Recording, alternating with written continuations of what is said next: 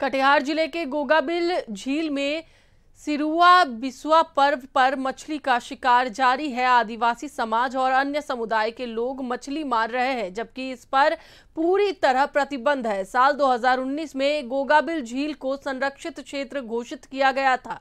झील में मछली मारने पर पूर्ण प्रतिबंध लगाया गया था। वन विभाग की ओर से बार बार अपील और कार्रवाई की मांग के बावजूद स्थिति जस की तस बनी हुई है। गोगा विकास समिति ने झील क्षेत्र में कड़ी निगरानी, पुलिस कैंप स्थापित करने और शिकार पर रोक लगाने की मांग की है।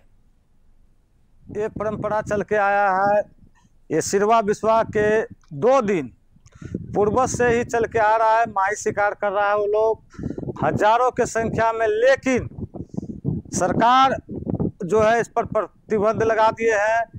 ये लोग मनमाने ढंग से मछली को मारते हैं। ये तो